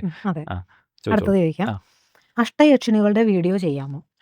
അഷ്ടയക്ഷിണികളുടെ കുറിച്ചുള്ള ഡീറ്റെയിൽ വീഡിയോ ചെയ്യാമോ? അത് ഒരു കമന്റ് ഉണ്ടായിരുന്നു. ശരിയാണ്, തീർച്ചയായിട്ടും ചെയ്യാം. ഒരു ഇൻഫർമേഷന് വേണ്ടിയിട്ട്, ഒരു വിവരത്തിന് വേണ്ടിയിട്ട്, അല്ലെങ്കിൽ നമ്മുടെ ഒരു പൊതുബോധത്തിലേക്ക് വേണ്ടി വീഡിയോ ചെയ്യാം. എന്ന് വെച്ചാൽ സാധനാ പദ്ധതികൾ അത് വീഡിയോ ചെയ്യാമോ എന്നൊക്കെ ആളുകൾ ചോദിക്കുന്നുണ്ട്. എന്ന് വെച്ചാൽ ഇപ്പോൾ അഷ്ടയക്ഷിണികളിൽ ഓരോരുത്തരുടെയും സാധന, അതായത് എങ്ങനെയാണ് ഉപാസിക്കേണ്ടത്, എന്താണ് മന്ത്രം, അങ്ങനെയുള്ള വീഡിയോ നമുക്ക് ചെയ്യാൻ സാധിക്കില്ല. പക്ഷേ എന്താണ് യക്ഷി സങ്കല്പം എന്ന് നമ്മൾ ചെയ്തു കഴിഞ്ഞു. അതിൽ തന്നെ അഷ്ടയക്ഷിണിമാരെയാണ് പ്രധാനമായിട്ടും ഉപാസിക്കുന്നത് എന്നൊരു റെഫറൻസ് ഉണ്ടായിരുന്നു, നമ്മൾ പറഞ്ഞിട്ടുണ്ടായിരുന്നു. അപ്പോൾ അതിനെക്കുറിച്ച് കുറച്ചുകൂടി ഡീറ്റെയിൽ ആയിട്ട് പറയാം. അഷ്ടയക്ഷിണിമാരെ ഓരോരുത്തരും എങ്ങനെയാണ്, എന്താണ് മേഖലായക്ഷി, എന്താണ് നടിയക്ഷി, രതിപ്രിയ യക്ഷി എന്താണ് എന്നുള്ളതിനെ കുറിച്ചൊക്കെ, അല്ലെ വടയക്ഷി എന്താണ്, ഇതൊക്കെയുള്ള ഒരു തെറ്റിദ്ധാരണകൾ. വടയക്ഷി എന്നൊക്കെ പറയുമ്പോൾ ആളുകളൊക്കെ ചിന്തിക്കുന്നത് അങ്ങനെയല്ല. അപ്പോൾ അതിലേക്ക് ഒരു പൊതുബോധം വരാൻ വേണ്ടിയിട്ട് നമ്മൾ വീഡിയോ ചെയ്യുമെന്ന് വെച്ച് കഴിഞ്ഞാൽ ഉറപ്പായിട്ടും വീഡിയോ ചെയ്യും. അത് ഇൻട്രസ്റ്റിംഗ് സബ്ജക്റ്റാണ്. അറിയാനുള്ള അവകാശം എല്ലാവർക്കും ഉണ്ട്. അറിഞ്ഞിട്ട് അവിടെ ഇരിക്കട്ടെ. അറിവ് പ്രയോഗിക്കുമ്പോഴാണ് പ്രശ്നം. ഇരുത്തല മൂർച്ചുള്ള വാള് നമ്മളെ വീട്ടിൽ ചുമരിൽ തൂക്കിയോണ്ടൊരു കുഴപ്പമില്ല. അതെടുത്ത് പ്രയോഗിക്കരുത്, അപ്പോൾ കൈമുറിയും. അല്ലേ? തോക്കായാലും ശരി തന്നെ, ചുമരിൽ തൂക്കി വെച്ചോ അല്ലെങ്കിൽ നമ്മളത് ഷോക്കേസിൽ വെച്ചുകൊണ്ട് അതിന് അപകടമൊന്നുമില്ല.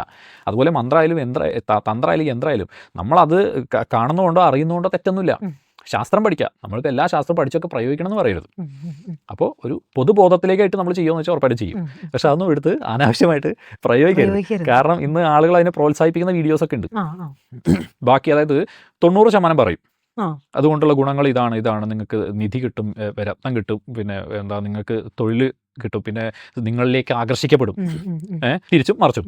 മനസ്സിലായില്ലേ ഈ ആകർഷണം? അപ്പോൾ ഇതൊക്കെ കമന്റ് ചോദിക്കണം, ആകർഷണത്തിനും വശ്യത്തിനും വേണ്ടി യക്ഷിയുപാധി. എന്തിനാ നിങ്ങൾ ഇത്രയും വശ്യം എന്നാണ് ഞാൻ ചോദിക്കണം. ഇതെല്ലാം കൂടി എന്ത് ചെയ്യാനാണ് മനുഷ്യൻ? അപ്പോൾ എന്തിനാ അതുകൊണ്ടുള്ള പ്രയോജനം? പ്രായോഗികമായിട്ട് എന്ത് നേട്ടം മനുഷ്യനുണ്ടാകുന്നത്? നിങ്ങൾക്ക് നിങ്ങളുടെ തൊഴിൽ ശ്രദ്ധിക്കൂ, നിങ്ങളെ ആശ്രിതരെ ശ്രദ്ധിക്കൂ, അല്ലേ? അല്ലെങ്കിൽ ഇനിയിപ്പോൾ വല്ലാതെ പണമുണ്ട്, സമയമുണ്ടെങ്കിൽ മറ്റുള്ളവരെ അർഹതപ്പെട്ടവർക്ക് വേണ്ടിയിട്ട് വല്ലതും ചെയ്യൂ, അല്ലെങ്കിൽ ദേവാലയങ്ങൾക്ക് വേണ്ടിയിട്ട് വല്ലതും ചെയ്യൂ. എന്തൊക്കെ കാര്യങ്ങൾ ഇവിടെ കിടക്കണം. അപ്പോൾ ഈ വശ്യം എന്നൊന്നും പറഞ്ഞിട്ട് പോയിട്ട് സ്വയം നശിക്കാതിരിക്കുക എന്നുള്ളതാണ് ഒരു എല്ലാ കർമ്മം. നമുക്ക് അർഹതയില്ലാത്ത എന്ത് തന്നെ നേടിയാലും അതിൻ്റേതായ ഒരു കർമ്മപ്രാരാബ്ദം അപ്പുറത്ത് അനുഭവിക്കേണ്ടി വരും. ജ്യോതിഷത്തിൻ്റെ പ്രാധാന്യം തന്നെ നമ്മൾ പറഞ്ഞത് അതുകൊണ്ടാണ്. നമുക്ക് അർഹതയുള്ളത് എന്തൊക്കെയെന്ന് അറിഞ്ഞിട്ട് അതിലേക്ക് പരിശ്രമിക്കാനാണ് നമ്മൾ പറയണത്. അല്ല ഇത് മാജിക് ആയിട്ടൊന്നല്ല നമ്മൾ പറയണത്. ഒരാൾ വന്ന് അയാളോട് അയാളെ ഭാവി പറഞ്ഞു കൊടുത്ത് അയാളെ ഞെട്ടിക്കുന്ന ശാസ്ത്രം മെന്റലിസം അല്ലത്. അതൊക്കെയാണ് അതിന്റെ കാര്യങ്ങൾ. അങ്ങനെയൊക്കെയാണ്. അപ്പൊ അഷ്ടയക്ഷിണികളുടെ വീഡിയോ ചെയ്യാമോന്ന് ചോദിച്ചില്ലേ? അതുപോലെ പറഞ്ഞല്ലോ, ഇപ്പൊ നമ്മൾ പറഞ്ഞു. അതുപോലെ തന്നെ വേറൊരു ചോദ്യമുണ്ട്, യക്ഷി ആരാധന ഡീറ്റെയിൽ വീഡിയോ ചെയ്യാമോ? ആരാധന വീഡിയോ നമ്മളിപ്പോ അതിന് ഉത്തരം പറഞ്ഞു ആൾറെഡി. കാരണം മറ്റേ വീഡിയോയുടെ കൂടെ ഇപ്പൊ ഇപ്പൊ ഈ അഷ്ടയക്ഷിണിമാരെ കുറിച്ച് പറയാമെന്ന് പറഞ്ഞില്ലേ? അപ്പൊ അതിലിപ്പോ ഞാൻ ചേർത്ത് പറഞ്ഞു എങ്കിലും പറയാം. ആരാധന രീതികൾ, ഉപാസന രീതികളൊന്നും നമ്മളിതുപോലെ ഒരു പബ്ലിക് പ്ലാറ്റ്ഫോമിൽ പറയാൻ സാധിക്കില്ല. കാരണം ഒരുപാട് പേര് ചെറിയ പ്രായമുള്ളവരും കുട്ടികളെന്നല്ല, ഇപ്പോൾ 19 വയസ്സുള്ള കുട്ടികൾ അതെടുത്ത് പ്രയോഗിക്കാൻ സാധ്യതയുണ്ട്. കാരണം അതിൻ്റെ ഫലശ്രുതി നമുക്ക് പറയാതെ നിർവാഹമില്ല. അപ്പം ഇങ്ങനെയൊക്കെയാണ് അതിൻ്റെ ഗുണങ്ങളെന്ന് അറിയുമ്പോൾ അത് പക്വതയില്ലാതെ പ്രയോഗിക്കാൻ സാധ്യതയുണ്ട്. അതുകൊണ്ട് നമുക്കതിനെ പബ്ലിക് പ്ലാറ്റ്ഫോമിൽ പറയാൻ സാധിക്കില്ല. അതൊക്കെ ആവശ്യമുള്ളവർക്ക് കൊടുക്കും, അത് വ്യക്തിപരമായിട്ട് കൊടുക്കും. അത് അതിൻ്റെ ആവശ്യം വരാറില്ല, ഇന്നത്തെ കാലത്ത് അതിൻ്റെ ആവശ്യമില്ല. എങ്കിലും കൊടുക്കില്ല എന്ന് വെച്ച് കഴിഞ്ഞാൽ ഇതൊന്നും തന്നെ പൂട്ടി വയ്ക്കാനുള്ളതല്ല, ആവശ്യക്കാരന് ഉപയോഗിക്കാനാണ് നമ്മൾ പൂട്ടി വയ്ക്കുന്നത്. നമ്മൾ മുമ്പ് പറയുന്നത് തന്നെ, ഒരു കാര്യം നമ്മൾ പൂട്ടി വയ്ക്കണം എന്തിനാണ്? അതൊരിക്കലും തുറക്കാതിരിക്കാനല്ല, ആവശ്യക്കാരനെ എടുക്കാനും ആവശ്യക്കാരൻ എടുക്കാതിരിക്കാനും കൂടിയാണ് നമ്മൾ പൂട്ടിയേക്കുന്നത്. അപ്പോൾ ആരാധനാ പദ്ധതി, സാധനാ പദ്ധതികളൊന്നും ഒരു പബ്ലിക് പ്ലാറ്റ്ഫോമിൽ നമുക്ക് പറയാൻ നിർവാഹമില്ല. പ്രത്യേകിച്ച് യക്ഷി ആരാധന. സാധന ഇപ്പോൾ സാധാരണക്കാർക്ക് ചെയ്യാൻ പറ്റിയ ഇപ്പോൾ ഒരു ഗണപതി സാധനയോ അല്ലെങ്കിൽ വിഷ്ണു സാധനയോ അങ്ങനെയുള്ള ചെറിയ കാര്യമല്ല കേട്ടോ ഞാനൊക്കെ പറഞ്ഞത്. ഉപദ്രവമില്ലല്ലോ. ഈ എത്ര അത്യുഷ്ണമില്ലാത്ത കാര്യങ്ങൾ, തിരിച്ചടിയില്ലാത്ത എല്ലാവർക്കും ചെയ്യാൻ പറ്റിയ സാധാരണക്കാരന് ഇനിയിപ്പോൾ എന്തെങ്കിലും 4 ദിവസം പറ്റിയില്ല, നിർത്തിയാലും കുഴപ്പമില്ലാത്ത കാര്യങ്ങളുണ്ടല്ലോ. ഇപ്പോൾ എന്നോട് ചോദിച്ചു, ഈ നാമജപം കൊണ്ട് അപ്പോൾ ഗുണമില്ലേ എന്ന് ചോദിച്ചു ഒരാൾ എന്നോട്. അതായത് ഈ മന്ത്രജപം. അപ്പം ഞാൻ പറഞ്ഞു, നാമജപം കൊണ്ട് ഒരു സാധാരണക്കാരന് കിട്ടുന്ന അത്ര പോലും ഗുണം സത്യത്തിൽ ഈ മന്ത്രജപം കൊണ്ട് ഇല്ല. നാമജപം കൊണ്ട് നമ്മൾ ആ ദേവതയോടുള്ള അകലം കുറഞ്ഞ് നമ്മൾ ആ ദേവതയോട് അടുക്കും, മാനസികമായിട്ടുള്ള ആ തലം കൊണ്ട് അടുക്കും. അങ്ങനെ ഉണ്ടല്ലേ ഇപ്പോൾ കൃഷ്ണ ഭക്തരൊക്കെ അനവധി അതെ അനുഭവങ്ങൾ പറയുന്നുണ്ട്. അത്ര അനുഭവങ്ങളൊന്നും ഈ എന്താ പറയുന്നത്, നമ്മൾ ഈ ഉപാസന ചെയ്യുന്നവർക്കില്ല.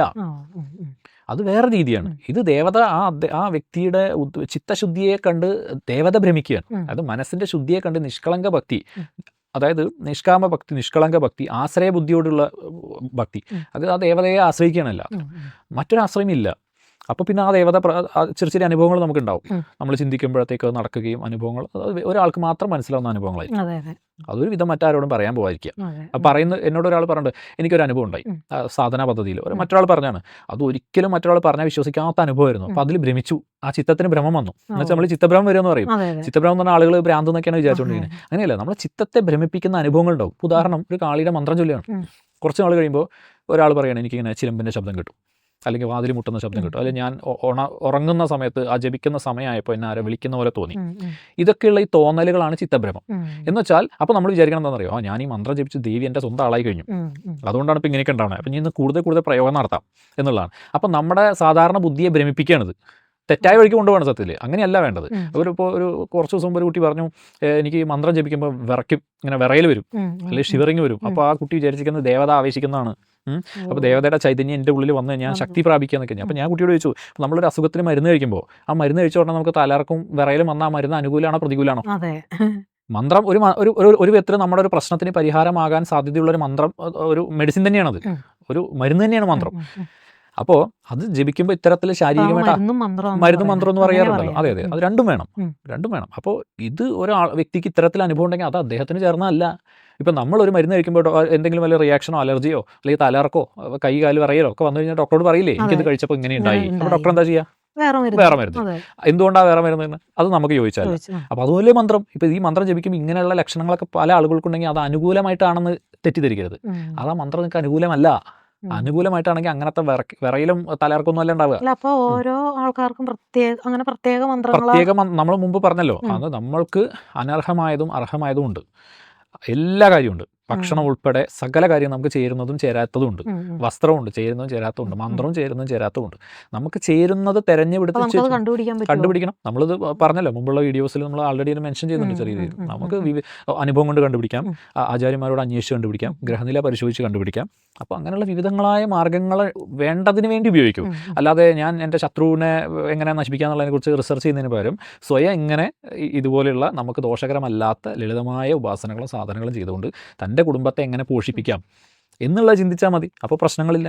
ഞാൻ പറഞ്ഞല്ലോ, സാത്വിക മൂർത്തികൾ നമ്മൾക്ക് വേണ്ടുന്ന അർഹമായത് തരികയും അതിനെ പരിപാലിക്കുകയും ചെയ്യും, മുമ്പ് പറഞ്ഞ പോലെ. മറ്റത് നമ്മൾ അനർഹമായ നേട്ടങ്ങൾ കൈവരിച്ചാൽ അതിനെ പാലിക്കാൻ ആളുണ്ടാവില്ല. ഈ ആനക്കുട്ടിയെ അകത്തേറ്റി വളർത്തുന്ന പോലെയാണ് ഈ കാളിമന്ത്രം ഇപ്പോൾ അല്ലെങ്കിൽ ചെറിയ വിഗ്രഹം കൊണ്ടുവന്ന് വീട്ടിൽ വെച്ച് പൂജിക്കുന്നതൊക്കെ. ഇപ്പോൾ വരാഹിയുടെ വിഗ്രഹം പൂജിക്കുന്ന ആൾക്കാരൊക്കെ ഒരുപാട് പേര് എന്നെ വിളിച്ചു. വിഗ്രഹം ഓൺലൈൻ വാങ്ങാൻ കിട്ടും, ആര് വാങ്ങിയാലും കിട്ടും. അതിന് കൊണ്ടുവന്ന് അവിടെ ഇവിടെയും കാണുന്ന യൂട്യൂബ് മന്ത്രങ്ങളൊക്കെ നോക്കിയിട്ട് അതിനെ അഭിഷേകം ചെയ്യുക, അതിന് കുറി ഇട്ട് കൊടുക്കുക, എന്നിട്ട് അതിന് നിവേദ്യം വെച്ച് കൊടുക്കുക. ഇതിൻ്റെ ഒന്നും ആവശ്യമില്ല. അപ്പോൾ നിങ്ങൾ അകത്തേക്ക് കയറ്റിയപ്പോൾ ഒരു ആനക്കുട്ടിയായിരുന്നു, കുറച്ച് നാൾ കഴിയുമ്പോൾ അത് വളർന്ന് വലിയ ആനയാവും. അപ്പോൾ പിന്നെ പുറത്ത് അടിക്കണമെങ്കിൽ വാതിൽ കൂടെ പറ്റില്ല, നമ്മൾ വീട് വിളിക്കേണ്ടി വരും. അകത്തേക്ക് കയറ്റിയപ്പോൾ വാതിൽ വഴി കയറ്റി, പുറത്തേക്ക് ഇറക്കണമെങ്കിൽ ഒരു വശം വീട് പൊളിക്കാതെ പുറത്തിറക്കാൻ പറ്റില്ല. അപ്പോൾ നമ്മൾ ഈ ചൈതന്യത്തിനൊക്കെ കൊണ്ടുവന്ന് നമ്മൾ തന്നെ അതിനെ പരിപോഷിപ്പിച്ച് നമുക്കത് സഹിക്കാനും താങ്ങാനും പറ്റാത്ത അവസ്ഥ വരുമ്പോൾ പുറത്തിറക്കാൻ വേറെ ആൾ വിളിക്കേണ്ടി വരും. ചില കണ്ടില്ലേ, ചില ഫയർഫോഴ്സിനെ വിളിക്കണല്ലേ, അങ്ങോട്ട് അയാൾ കയറി പോസ്റ്റിൻ്റെ പുറത്തും ടവറിൻ്റെ പുറത്തൊക്കെ തിരിച്ചിറക്കാൻ ഫയർഫോഴ്സ് വേണം. കിണറ്റിക്ക് ചാടാൻ എളുപ്പമാണ്, കയറ്റാൻ കൊട്ട കെട്ടി ഇറക്കണം, അതൊക്കെ വലിച്ചു കയറ്റണം എന്ന് പറഞ്ഞ പോലെ.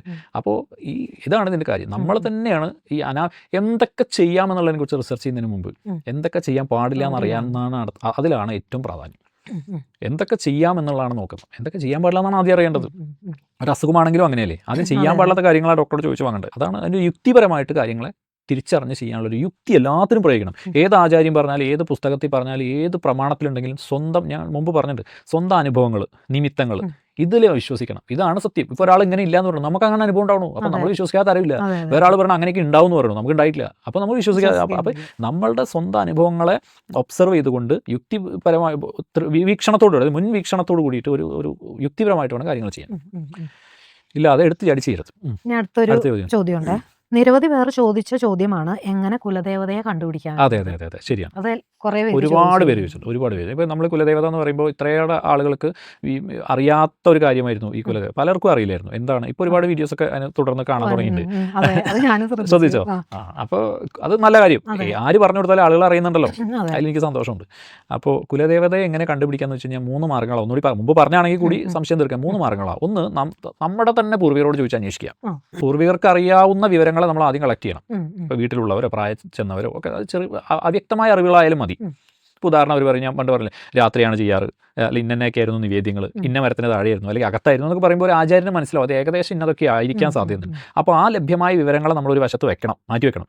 രണ്ടാമത്തെ ഗ്രഹനിലേക്ക് നോക്കണം. ഒരു കുടുംബത്തെ ഒരു 3-4 ആളുകളുടെ ആ പരമ്പരയിലുള്ള 3-4 ആളുകളുടെ ഗ്രഹനിലേക്ക് പരിശോധിക്കുമ്പോൾ ഏകദേശം ചെറിയൊരു ക്ലൂ ഒക്കെ കിട്ടും. ഇത് ഏതാണ് ആ പരമ്പര എന്നൊക്കെ ഏകദേശം കുറച്ചൊക്കെ അറിയാൻ പറ്റും. അത് പിന്നെ ഇനിയിപ്പോൾ ഒരു വിവരം കിട്ടാനില്ല, കുലദേവത എന്ന് പറഞ്ഞ ആരാധന തുടങ്ങണം. ഭാവം ദേവത ഏതാന്ന് അറിയില്ല എന്നല്ലേ ഉള്ളൂ. കുലദേവത അമ്മയെ ആരും പേരല്ലല്ലോ വിളിക്കണത്. ഇപ്പൊ അമ്മയുടെ പേര് ഇപ്പോൾ രമണി എന്നോ ശാന്തകുമാരി എന്നോ അല്ലെങ്കിൽ വത്സല അമ്മ എന്നോ എന്തോ ആയിക്കോട്ടെ, അമ്മയെ ആ പേരല്ലല്ലോ വിളിക്കുന്നത്, അമ്മയെ അമ്മ എന്നല്ലേ വിളിക്കുന്നത്. അപ്പോൾ അമ്മ എന്ന് വിളിച്ച ആരാധന തുടങ്ങുമ്പോൾ ആ പേരെന്താ, രൂപം എന്താ, ഭാവം എന്താ, ദേവത കുറേശ്ശെ മുന്നോട്ട് കാണിച്ച് തന്നോളും. അത് ആരാധന ഇതെല്ലാം കിട്ടിയിട്ടേ ഞാൻ ആരാധിക്കൂ എന്ന് പറയാൻ പറ്റില്ല. അപ്പോൾ ലഭ്യമായ വിവരങ്ങൾ വെച്ച് ആരാധന തുടങ്ങണം. ലഭ്യമല്ലാത്ത വിവരങ്ങൾ വെച്ച് ആരാധന ഇങ്ങനെയൊക്കെ ആയിരിക്കും എന്ന് പ്രഡിക്റ്റ് ചെയ്ത് പുറത്തുള്ള പിന്നെ ഈ ക്രിയ ചെയ്യുന്നവരെയും അല്ലെ ബ്രാഹ്മണന്മാരെയും ഒന്നും കൊണ്ടുവന്ന് പിന്നെ പൂജാ പദ്ധതി ഉണ്ടാക്കി ആരാധിക്കരുത്. സ്വയമേവ ചെയ്യണം, കുടുംബത്തിലെ വ്യക്തി തന്നെ ചെയ്യണം. അപ്പോൾ കുലദേവത ഇറങ്ങിയ ഒരു വിളക്ക്, ഒരു പീഠം, അത് പിന്നെ കല്ലിട്ട് ഉറപ്പിച്ച് തറകെട്ടാന്ന് പോരുത്, ആദ്യമേ വാർഷികമായിട്ട് ആചരിച്ചാൽ മതി. സദാ മനസ്സിൽ സ്മരിക്കുക, കുലദേവതയെ സദാ മനസ്സിൽ സ്മരിക്കുക. ഒരു വർഷത്തിൽ ഒരു പ്രാവശ്യം ഒരു വിളക്ക് വെച്ച് എന്തെങ്കിലും ചെറിയ കുറച്ച് നിവേദ്യങ്ങളോ കാര്യങ്ങളൊക്കെ വെച്ചിട്ട് എനിക്ക് ഇപ്പം ഇത്ര വിവരങ്ങളേ ഉള്ളൂ, അപ്പോൾ ബാക്കിയുള്ളതൊക്കെ അമ്മ എന്നെ എനിക്ക് പറഞ്ഞ് മനസ്സിലാക്കി തരണം എന്ന് പറഞ്ഞ് ചെയ്താൽ കുറച്ച് നാൾ കഴിയുമ്പോൾ കണ്ടിരിക്കുന്ന പ്രായോഗികമായിട്ട് കണ്ടിട്ടുണ്ട്. അപ്പോൾ അത് എങ്ങനെയെങ്കിലൊക്കെ നമുക്ക് അതിന് വേണ്ട ആളുകളും അല്ലെങ്കിൽ അറിവും എവിടെന്നെങ്കിലൊക്കെ വന്ന് ചേർന്നായിട്ട് കണ്ടിട്ടുണ്ട്. ഇപ്പോൾ തുടക്കത്തിലൊരു വിളക്കും ചെറിയൊരു പീഠവും കുറച്ച് 4 പൂവും കുറച്ച് മലരും കൽക്കണ്ടും വെച്ച് തുടങ്ങിയവരൊക്കെ ഇന്ന് വളരെ ഗ്രാൻഡായിട്ട് ചെയ്യുന്ന അവസ്ഥ വരെ എത്തിയിട്ടുണ്ട്. മറ്റൊരാളുടെ സഹായം ഇല്ലാതെ തന്നെ. സഹായം ഇല്ലാന്ന് വെച്ചാൽ മറ്റു സഹായം ഇല്ലാന്ന് വെച്ചാൽ സ്വയം ചെയ്യുക എന്നുള്ളത്. ഒരു ബ്രാഹ്മണൻ്റെ ഒരു ക്ഷേത്ര ശാന്തി ചെയ്യുന്ന ഒരാളുടെ ഒന്നും സഹായം ഇല്ലാതെ തന്നെ സ്വമേധയാ ആരാധിക്കത്തക്ക വിധത്തിലുള്ളൊരു അറിവ് അദ്ദേഹത്തിലേക്ക് വന്ന് ചേർന്നിട്ടായിട്ട് കണ്ടിട്ടുണ്ട്, പ്രായോഗികമായിട്ട് കണ്ടിട്ടുണ്ട്. അപ്പോൾ പേരറിയില്ലെങ്കിൽ അമ്മയെന്ന് വിളിച്ചാൽ കേട്ടോളൂ. കുലദേവത എന്തായാലും ഒന്നേ ഉള്ളൂ. ഈ വിളിക്കുന്ന ആളാരാന്ന് കുലദേവതയ്ക്ക് നന്നായിട്ട് അറിയാം. അറിയാം.